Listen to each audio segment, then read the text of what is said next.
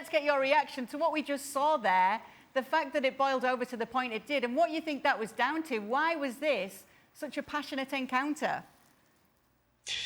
When you go to play against Sevilla, I can tell you that it's always going to be passionate because they manage to frustrate you every single time. Much more when you play against Real Madrid, that you know that they are going to be dominant, that they are going to be the ones on the ball and trying to create the most of the game.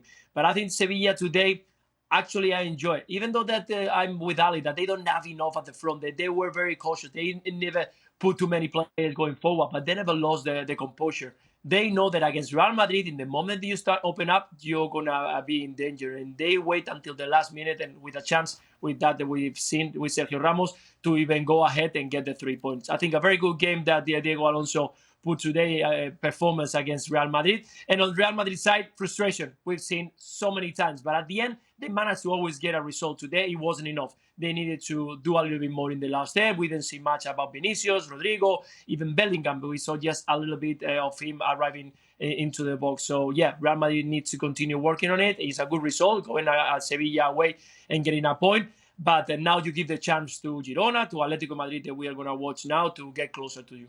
Who do you point the finger at today for Real Madrid who could have done better? Oh, goodness. Well, I thought out of the midfield, they didn't get enough in terms of the support of the front line. But when you consider the lack of creativity in the attacking half for Real Madrid today, you have to single out both Vini Jr. and Rodrigo. And if it was just one time, then you would say, it's not a cause for concern. They'll be all right. But Rodrigo has been doing this really for the better part of the season, in which he just, even when he gets himself into good positions, is unable to find the finish. And there were times today in which you saw a guy who lacks belief and conviction when he comes to that final touch. Gets himself in good positions, but the final touch is not quite there.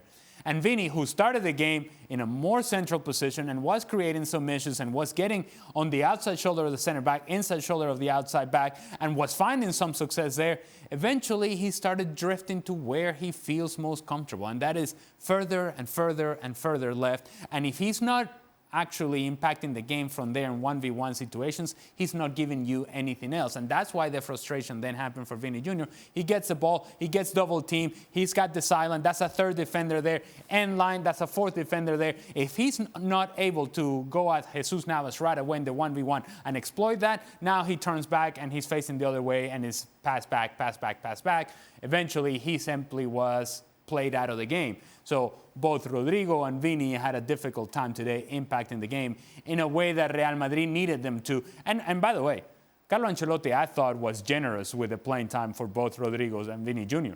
Because honestly, this game was calling for a different type of striker in Joselu, and Carlo Ancelotti sort of kind of said, all right, let's see, let's give these guys time. Let's see if they can pull it out. They did not, and by the time Joselu came into the game, I thought it was too late. But to factor a few things in, Luis, the fact that the players are coming back from an international break and travelling, the fact that maybe there's a new manager bouncing, Diego Alonso, is a draw a fair result, or should one of these two teams have edged this? No, I don't think so. I think both of them try the best. I think that they have been moments for the dominance of Real Madrid, moments for the dominance of Sevilla, and I think they create both a lot of chances. But it's true that it was the last pass, the last third, the end product didn't arrive enough.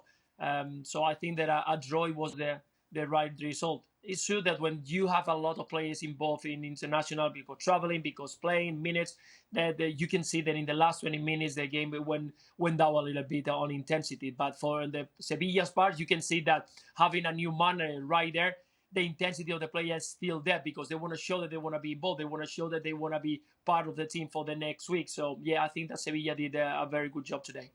Draw a fair result? Absolutely a fair result. The first 10 minutes, you would have thought Real Madrid were going to run away with this, but then the game became about something different other than playing, and Sevilla were more than willing to compete. And for that alone, I would say Sevilla came to compete, came to fight, came to make it difficult. They did so. Real Madrid had difficulties creating opportunities. So on the whole, I think 1-1 is a fair result. Yeah, that's been a really fun one to watch. We've got more La Liga coming up for you. Thanks so much for Luis watching that for us.